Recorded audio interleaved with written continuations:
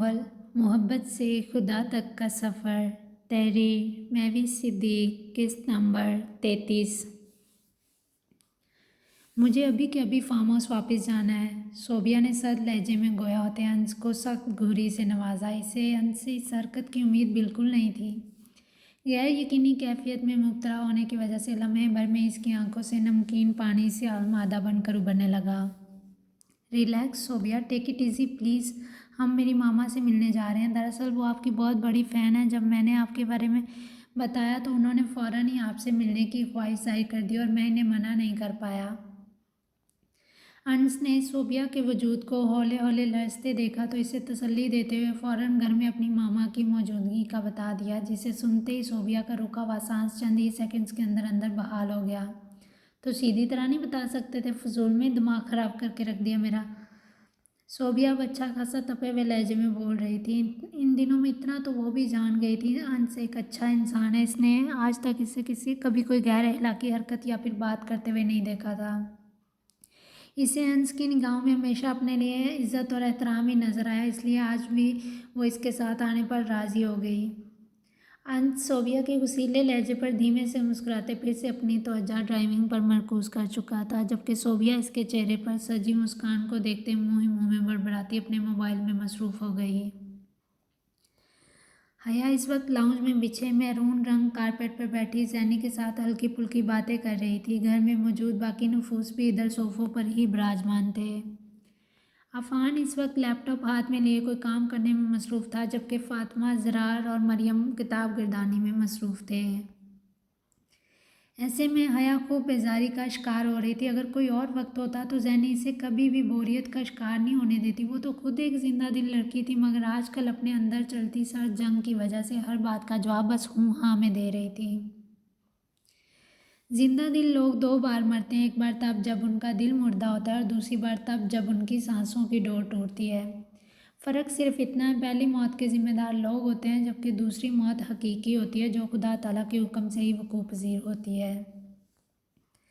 ज़ैनब को सोचों में गुम देख हया भी अपना मोबाइल थामे उसी में कोई मसरूफ़ियत तलाश करने लगी। बस बहुत हो गया। कुछ ही मिनटों की देरी के बाद हया ने मुंह बसोड़ते सबको एक नज़र देखा और फिर मोबाइल को सामने मौजूद टेबल पर पटकने के अंदाज में रख दिया। हया की तनक आवाज़ पर ज़रार समेत सबका झुका सर बेख्तियार ऊपर को उठ गया। हया, क्या हुआ बच्चे, सब ठीक तो है ना? फातिमा की नरम आवाज़ लाउंज की साकत फ़िज़ा में गूंजती सुनाई दी। इसी असना में अजलान भी अपने काम से फ़ारिग होता कारपेट पर तकरीबन ज़ैनब के साथ ही आकर बैठ गया। अजलान अपने सादा रफ से हुलिये में भी ज़ैनब के दिल की धड़कनों में अजब तलातुम बर्पा कर देता था, इसीलिए आजकल ज़ैनब इसकी तरफ देखने से गुरेज बरत रही थी। इससे ज़्यादा संजीदा माहौल मैं नहीं बर्दाश्त कर सकती। हया ने मासूमियत टपकाते चेहरे समेत गोया होने के बाद कुशन उठाया अपनी गोद में रख लिया। अंदाज साफ न रूठा लग रहा था। ज़रार इसकी बचकाना हरकत पर अपने होंठों पर उमड़ती मुस्कुराहट पर बमुश्किल काबू पा रहा था। आई एम सॉरी हया, रियली सॉरी फॉर दैट। मेरी तबीयत ख़राब होने की वजह से आपकी सारी वेकेशंस बर्बाद हो गई। ज़ैनब ने बोझल असाब समेत नादम लहजे में इससे माजरत चाही। ज़ैनब की भीगी आवाज़ सुनते अजलान इसे एकटुक निगाहों से देखने लग गया। इट्स ओके ज़ैनी आंटी, मैं तो ऐसे ही बोर हो रही थी बस इसीलिए।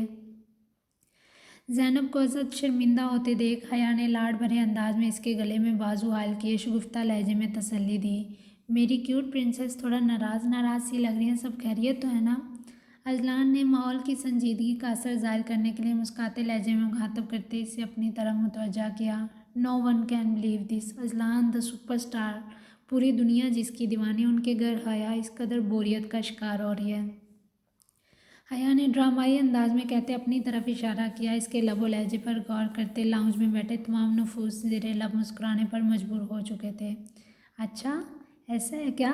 आप बताओ मुझे, ऐसा क्या किया जाए जिससे हया की बोरियत भी दूर भाग जाए और ज़ैनब का मूड भी एकदम फ्रेश हो जाए? एक्साइटमेंट के मारे अजलान की ज़ुबान से अचानक हया की बजाय ज़ैनब का नाम निकला तो बाकी सबके चेहरों पर बेसाता मुबहम मुस्कुराहट रेंगी। हया का जानदार कहका सुनते ज़रार की हार्ट बीट एक लम्हे के लिए मिस होगी। हाँ, इसका मतलब आप ज़ैनी आंटी का मूड फ्रेश करना चाहते हैं। वैसे अजलान चाचू, अगर आप चाहें तो ये दोनों काम एक साथ भी हो सकते हैं। हया ने शरीर लहजे में गोया होते बात को मजाक का रंग दे दिया। हया के मजाक पर अजलान अब खुजल भरे अंदाज में बालों को हाथ से पीछे करने लग गया। ज़ैनब सबकी नज़रों का मरकज़ खुद की ज़ात को महसूस करती फ़ौरन वहाँ से उठने लगी, मगर अजलान ने इसका इरादा भांपते इसके हाथ को अपने हाथ की मजबूत गिरफ्त में मुक़य्यद करते वहीं रोक लिया। ज़ैनब एक पल के लिए चौंकी ज़रूर थी, मगर फिर सबकी मौजूदगी का ख्याल करते गहरा सांस भरती सीधी हुई और इससे थोड़ा फासला बनाकर बैठ गई। ज़ैनब को वहीं बैठता देख अजलान के चेहरे पर आसूदा सी मुस्कुराहट धर आई। अब वो अपने हाथ को ज़ैनब के हाथ से पीछे हटाता सोफे पर मौजूद कुशन पकड़े अपनी गोद में रख गया। हया बेटा, कुछ खाने को दिल चाह रहा तो मुझे बताओ, मैं बना देती हूँ। फ़ातिमा ने किताब को एक साइड पर रखते फ़ौरन अपनी खिदमत पेश की। नहीं फ़ातिमा आंटी, बिल्कुल भी दिल नहीं चाह रहा। ऐसा करते हैं हम सब मिलकर हॉरर मूवी देखते हैं। हया के जहन में अचानक एक कूंदा आन लपका, इसलिए पुरजोश अंदाज में हाथ पर ताली मारते इन सबको ताइदी निगाहों से देखा। हॉरर मूवी का नाम सुनते ही लैपटॉप पर काम करते अफान की मुतहर्रक उंगलियों को फ़ौरन ब्रेक लग गया। इसकी झुकी निगाहें बेख्तियार फ़ातिमा को देखने लगी। ऐन इसी वक्त फ़ातिमा की नज़रें भी इसकी नज़रों से आन टकराई। अफान के चेहरे पर रक्सान धीमी मुस्कुराहट को देख फ़ातिमा ने सटपटाहट का शिकार होते फ़ौरन अपनी निगाहों का जाविया बदल लिया। नहीं, बिल्कुल नहीं। हॉरर मूवी देखने से अगर आपकी तबीयत ख़राब होगी तो फिर अब यहाँ तो रिफ़त आपा और हसन भाई भी नहीं है जो आपको बर वक्त संभाल सकें। फ़ातिमा ने अफान की पुरतपिश निगाहों से घबराते साफ इनकार कर दिया। फ़ातिमा आंटी, आई स्वेयर मुझे बिल्कुल भी डर नहीं लगता। हया ने उसे मनाने की कोशिश की। ज़ैनब इस वक्त खामोश तमाशाई बनी अपनी हथेली की लकीरों को देखने में मसरूफ़ थी। रहने दे हया बेटे, हॉरर मूवी को देखते ही मैंने कई संजीदा मिजाज लोगों की चीखें निकलती अपने कानों से सुनी। कोई और प्लान बना लो आप। फ़ातिमा की घबराहट से महफूज होते अफान ने लतीफ़ सा तंज किया। मेरा ही दिमाग ख़राब था उस दिन। फ़ातिमा जानती थी अफान ने यह बात सिर्फ इसे सुनाने के लिए की है, इसीलिए ज़ेर लब बड़बड़ाती फिर से किताब खोलकर बैठ गई। मगर फिर कुछ ही सेकंड्स के बाद इसने वहाँ से उठकर जाना ही मुनासिब समझा, क्योंकि बार बार इसे यही महसूस हो रहा था अफान की निगाहें धीरे धीरे इसे भी अपने कवि हिसार में जकड़ रही हैं। ऐसा करते हैं फिर लूडो खेल लेते हैं, उसमें तो किसी को भी कोई प्रॉब्लम नहीं है ना। हया को कुछ और ना सूझा तो लूडो का नाम ले लिया। ठीक है ज़रार बेटे, लूडो तो लाना ज़रा, ये सामने स्टोर में रखी हुई है। अजलान के कहने पर ज़रार अस्बात में सारी लाता लूडो लेने स्टोर रूम की तरफ बढ़ गया। ज़रार लूडो तो ले आया, मगर मरियम ने बोर्ड गेम का कहते हरी झंडी दिखा दी। फ़ातिमा नमाज अदा कर रही थी, जबकि अफान इस वक्त कोई ज़रूरी काम करने में मसरूफ़ था। अब हया के साथ अजलान, ज़ैनब और ज़रार ही बचे थे, इसलिए इन तीनों ने हया का दिल रखने के लिए बादल नाखास्ता हामी भर दी। मैं इस सड़ू की पार्टनर बिल्कुल नहीं बनूंगी, मैं तो अजलान चाचू की पार्टनर बनूंगी। हया की बात पर ज़रार ने इसे खुफकी से घूरा, मगर वो असर लिए बिना कंधे उचकाती टोकन्स की तरफ मुतवज्जा होगी। मैं कौन सा मरे जा रहा हूँ, मैं भी अपनी जैनी आंटी का पार्टनर बनना चाहता था। पता नहीं किस खुशफहमी में मुब्तला हो तुम। ज़रार ने भी सारे लिहाज बुलाए ताक रखते फ़ौरन बदला ले लिया। लाउंज में मौजूद सभी अफराद इन दोनों की नोक-झोंक पर मुस्कुरा रहे थे, जबकि हया ज़रार को घूरने के बाद डाइस मारते अपनी बारी चलने लगी। जैनी गायब दिमागी कैफी हालत में यहाँ बैठी सिर्फ डाइस घुमाने का काम कर रही थी। पार्टनर होने के नाते इसकी टोकन इस वक्त ज़रार अपने हाथों से हैंडल कर रहा था, जबकि बाकी तीनों इस वक्त पुरजोश अंदाज में गेम खेल रहे थे।